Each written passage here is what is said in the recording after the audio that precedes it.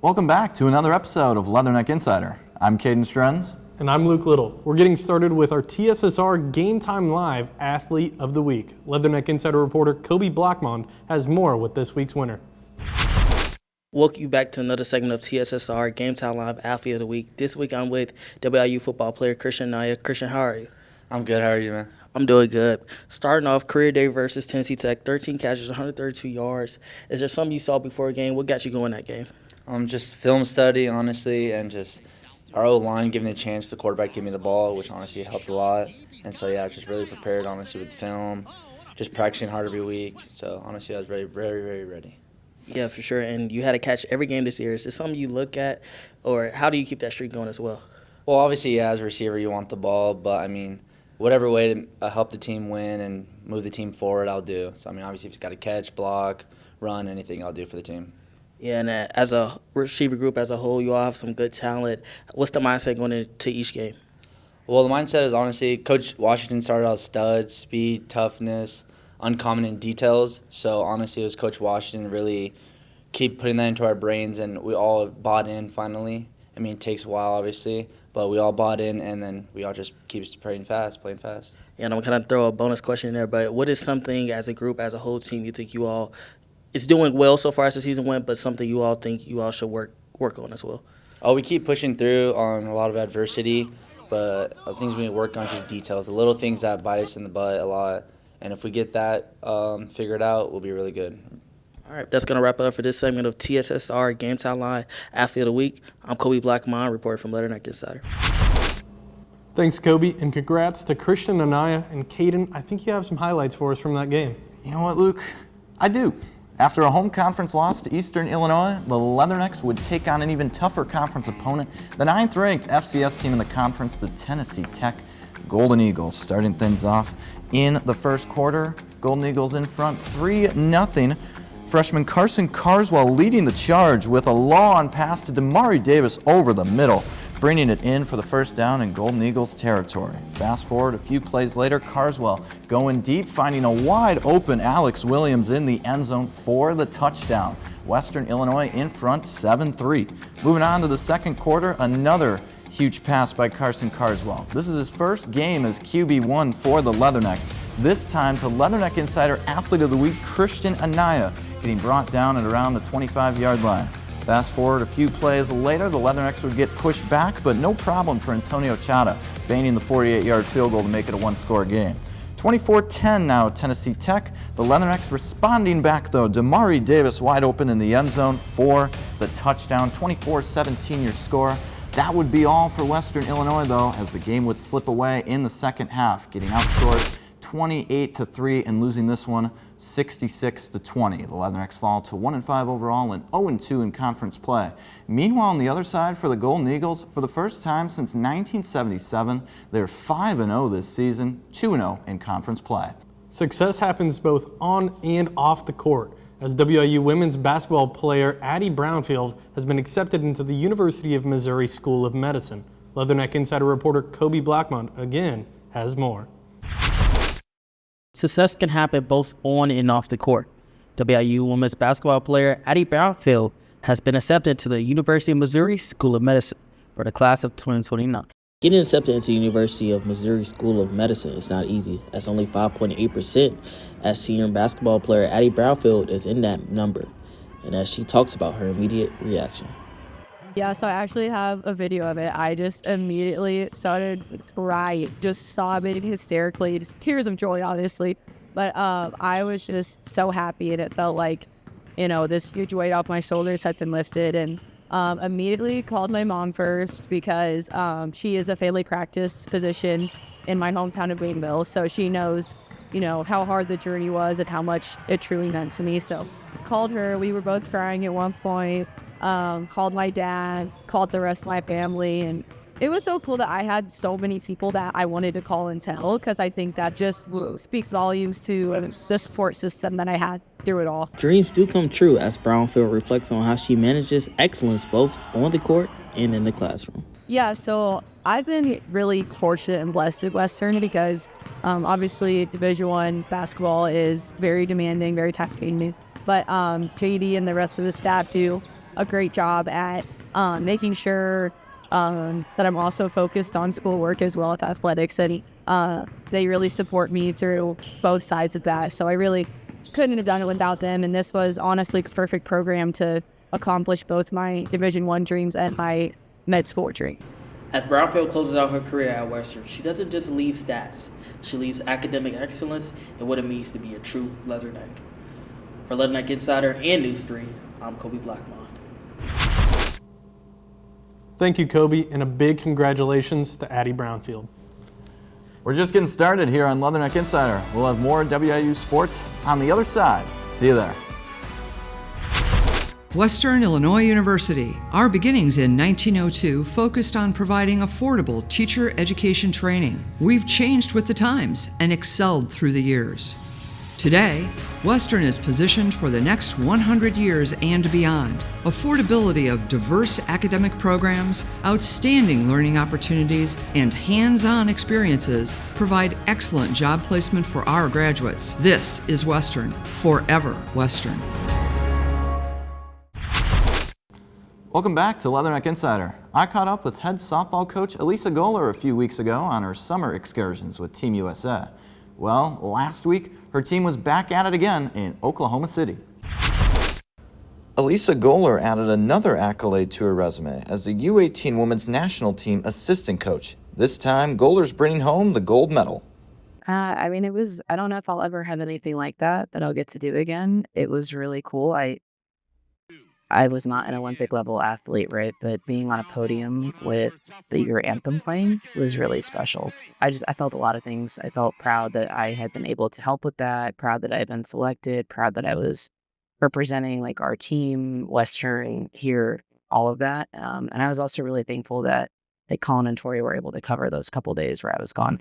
The process started 2 years ago for Goller when she was selected by Team USA among a pool of coaches. So when I first got selected into the coaching pool, like a couple of years ago, that was when I had gone to Japan and done a couple other things. Once you're in that pool, you can kind of roll over. And if you have a head coach that wants to select you to be on staff, you're able to. And I'm really lucky that Coach Kyla, who's the head coach, feels that we work well together. When she asked me if I wanted to participate, I was like, well, of course. I mean, who wouldn't want to go do that? So. Reporting for Leatherneck Insider, I'm Caden Struns. Such a cool opportunity for Coach Goller to represent more than just Western Illinois. Big congrats go out to her and the team. The WIU men's soccer team has gotten off to an interesting start of OVC play. Of October 8th, they stand at 1-1-1 record in conference play. 1 win, 1 loss, and a tie. They tied Eastern Illinois with a Liam Gainey goal. They beat SIUE with a Benjamin Graham goal in the 79th minute, and they would lose to Lindenwood 2-0. The Necks look to bounce back at Houston Christian tomorrow at 3 p.m. Good luck, Leathernecks. WIU women's bowling team had their first ever exhibition match earlier this week against the University of Central Missouri. The Leathernecks would lose this two-team match, but showed promise in some areas, especially from freshmen Jaden Hunter and Heather Walker, who combined for the highest scores in doubles overall with a 779. The women's bowling team is back in action today at the Warhawk Classic in Rockford, Illinois. Now over to the course, Leatherneck Insider reporter Glenn Novak caught up with OVC co-golfer of the week, Owen Howe, at the clubhouse about his success in the Zach Johnson Invitational. Owen Howe earned OVC Co-Golfer of the Week after finishing third at the Zach Johnson Invitational at the Glen Oaks Country Club.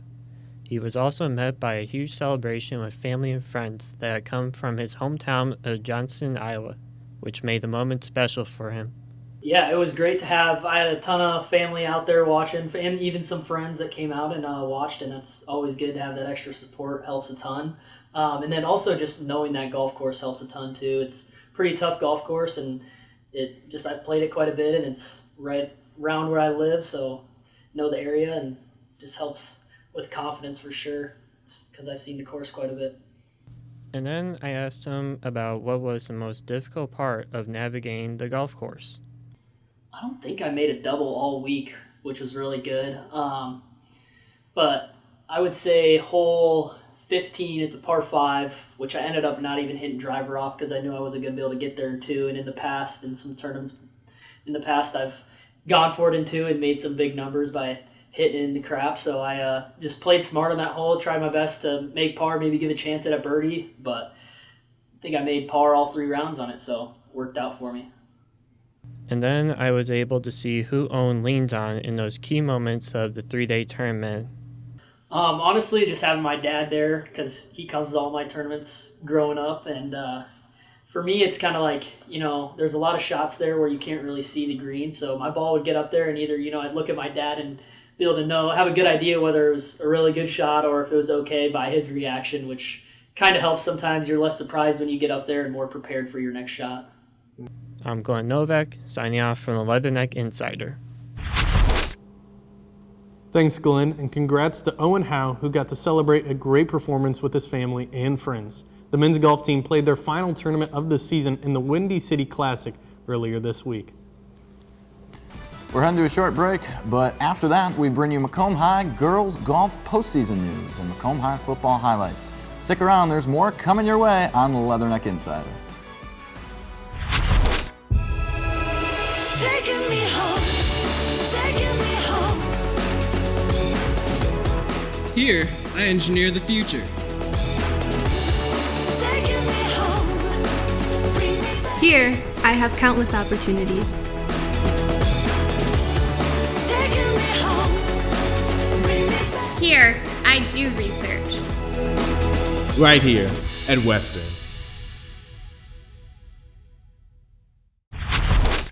Glad to see that you're still with us. For the first time since 2021, the Macomb High Bombers girls golf team is heading to state. The Bombers finished in 3rd place in sectionals, advancing by just 1 stroke over Metamora. Although the Bombers have won multiple regional championships in the past 4 years, this year the Bombers were able to climb over the hump with their 3rd place finish.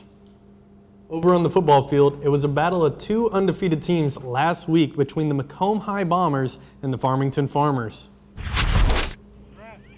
The Farmers came into Macomb ranked 3rd in the state, holding a 5-0 record on the year, while the Bombers were trying to play spoiler on homecoming night to improve to 6-0 on the season. Started out all clear for Macomb on first down at their own 31, junior back Drake May doing what he's done all year long, making explosive plays for this Bomber offense. Almost beating everybody out, gets pushed out around the 11 for a 60-yard gain. The Bombers, 5 minutes left to go in the first, would punch it in with the quarterback keeper to take an early lead 6-0 after a failed 2-point conversion. The next drive for the Farmers, 2nd down from their 30. Senior Carson Noy drops back to pass, heaves one up over the middle to Landon Crawford, but Bombers cornerback Nolan Ho goes up high and snatches it away for the Bomber interception. The Farmers would get it back right after that, 4 plays later. And on this drive, Jack Gronwald would get 8 carries in a row all the way to the 5-yard line and then into the end zone, taking the lead 8-6 for the Farmington Farmers. After a block punt, the Farmers were set 1st and goal at the 10, with the handoff not to Gronwald, but to Noah Fleming, who would fight his way into the end zone for the Farmers score, taking a 15-6 lead with 4 minutes left in the half. On to the 3rd quarter, 3 minutes to go. Farmers in the red zone at the 17. 3rd and 10, drop back to pass, looking to his left. Gronwald fires, but it's picked off at the goal line by the Bombers. Cassidy Harrison takes it all the way outside the numbers, but gets brought out of bounds around the 30-yard line. The Bombers would add 3 that drive. Then on 2nd and 8 from midfield, Caden Nupp fires one up. 50-50 ball to Carter Havens, and he comes down with it in the end zone to take the 1-point lead, 16-15. But on the very next drive for the Farmers at their own 15, screen pass to Jack Gronwald. Breaks not 1, not 2, but 3 tackles, and it's an 80-yard touchdown for the Farmers, and they would cap it off with the pick 6 just a little bit later, getting the victory 30-16, improving to 6-0 on the season. The Farmers retained their number 3 rank in IHSA football heading into week number 7. It was such a great game last week, Luke, and just a week prior, during Macomb High's Week 5 win over Breese Mater Dei, wide receiver Drew Watson broke the school record for career receiving yards, previously held by J.T. Jeter. Leatherneck Insider reporter Cody Gill spoke with the new record holder. Hello, Leatherneck fans. I'm Cody Gill, and I'm here on the football field at Macomb High School, joined alongside Drew Watson, the new career receiving yards record. How you doing today, Drew? I'm good. How are you? I'm good. So, coming into this year, did you even know the record was within reach for you? Yes, coming into the year, I did know it was in reach for me, and that was one of my goals for this year. So it was a big accomplishment for me and even Coach World just achieving that. And now that the record is yours, how does it feel to, be in the Macomb record books for that? It feels good, being in the record books, but not only me being in the record books, but also coaches and quarterbacks that have thrown to me and stuff like that.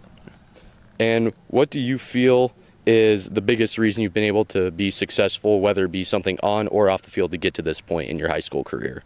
I think the biggest thing for me is just my dad and my mom just pushing me to be the best I can always, and never letting me be lazy and always working at what I love. So.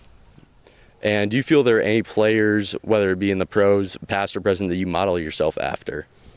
Yeah, I'd say a big one is Ohio State receiver Marvin Harrison Jr. Back when he was at Ohio State, I really liked watching his game. He wasn't the fastest, but he ran routes well. He always high-pointed the ball. And another one was Illinois wide receiver Pat Bryant. He's the same way. He used his body to catch routes, run routes, and stuff like that. So I've always looked up to those two.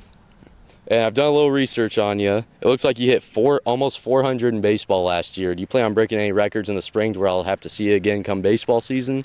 Hopefully I'm up there with the batting average again and stuff like that. But I'm hoping, we were really young in baseball last year, so I'm hoping we can come back and be really, really good this year also. Well, that's Drew Watson, and reporting for Leatherneck Insider, I'm Cody Gill. Through week 6 of this year, Watson sits at 1,865 career receiving yards and looks to grow that number throughout the remainder of the season. Congrats to Watson and good luck to him and the rest of the Bombers this season. We're not done just yet. After the break, it's your favorite. Whose favorite? Okay, well, maybe not your favorite, but the people's favorite segment is coming up next. It's Kobe's Corner.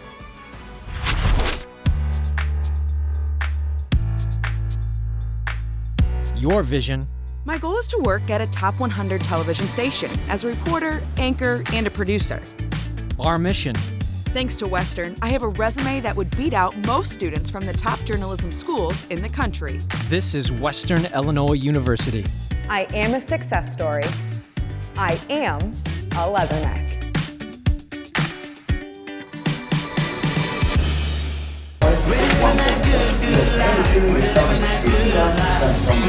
Not W? It's not W, it's W. W. W. That's what I've been stressing out about the most so far. It's saying W because I know it's something you're going to say right. Yeah, we've been there. They're like, we're waiting on, what are we waiting on? They haven't said anything. I thought we're ready to go. We can start.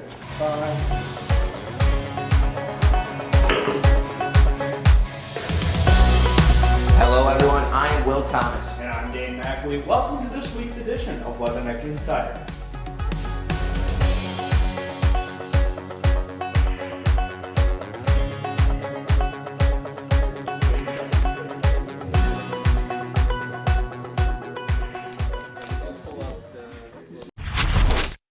Welcome back to Salih Hall, and it's another week with another segment of Kobe's Corner, my favorite. Kobe, what do you got for us? We'll welcome you back to another segment of Kobe's Corner. We had a week filled of broken records. We're just going a few hours east of Frankfort, Illinois. Lincoln Way East, Jonas Williams makes history. On Friday, October 3rd, senior quarterback Jonas Williams shattered the IHSA record for career passing touchdowns, hitting 131 after a 4-TD, 292-yard performance against Matea Valley. The victory also marked head coach Rob Zavonar's 250th career win, as the Griffins improved to 6-0 last week. Williams tied the record at 127, joining Aurora Christian's Jordan Roberts and Greenville's Tyler Hutcherson. When asked about the milestone, Williams said, "It means a lot, but I'm locked in on winning." Williams, a USC commit, was named WCCN Player of the Game. And the records just keep on breaking as Western Carolina quarterback Taryn Dickens rewrote the record books in the Catamounts' 23-21 win over Wofford. On Saturday, completed his first 46 passes of the game. That shatters the all-time NCAA record for the most consecutive completions in a single game, breaking the old mark of 29 set back in 2013. Dickinson didn't stop there. His streak reached 50 straight completions dating back to last week's game, also breaking the record for most consecutive completions in a season. The third-year sophomore finished an insane 53 of 56 for 370 yards and 3 touchdowns, adding 44 yards on the ground. He also led a late 51-yard drive to set up the game-winning field goal. Dickinson's SoCon preseason Offensive Player of the Year is now up to 76.5% career completion rate and 26 touchdowns to just 3 picks. Back to you guys on the desk. Thanks, Kobe. And Luke, I always thought that if Kobe had a second career, he'd be a really good history teacher. You know, I think you're right, and I'm pretty sure, if I'm not wrong, Kobe, don't you have some history facts for us? Oh, really? You know what, guys? You might be right. On this day, October 11th, the Dallas Mavericks played their first ever game today, beating the San Antonio Spurs, dating all the way back to 1980. It dated back to 1992. Deion Sanders completed the double dip, playing in the MLB and NFL game. Well, that's going to wrap it up for this segment of Kobe's Corner. I'll see you next week, and maybe I'll have another history lesson. Have a great weekend, Macomb. Interesting stuff, Kobe. We'll be looking forward to next week's history lesson. One more thing, Luke, before we go. It's time for Leatherneck Plays of the Week. Starting things off at number 5, we've got Grace Kramer putting it down for the Leatherneck kill. They would lose in 5 sets in that match. We've got Carson Carswell finding Damari Davis downfield for the Leatherneck touchdown. They would fall 66-20. Nice bow and arrow celebration from Davis there. On to number 3, the freshman Abby Schilling with the right foot shot, putting it in the back of the net. The Leathernecks would fall 3-2 in that matchup. At number 2, Kiana Cruz takes care of it herself for the kill like she's done her whole career. Leathernecks win in 4 sets. Now at number 1, our Leatherneck Play of the Week, Benjamin Graham, nearly 30 yards out, putting it in the back of the net for the score. The game-winning goal, his second game-winning goal of the season. The first conference win for the men's soccer team this season, and that is your Leatherneck Play of the Week, and those are your Leatherneck Plays of the Week. Thanks for tuning in to Leatherneck Insider today. Follow us on socials at InsiderWIU. For our entire crew, I'm Caden Strenz. And I'm Luke Little. Have a great week, Macomb.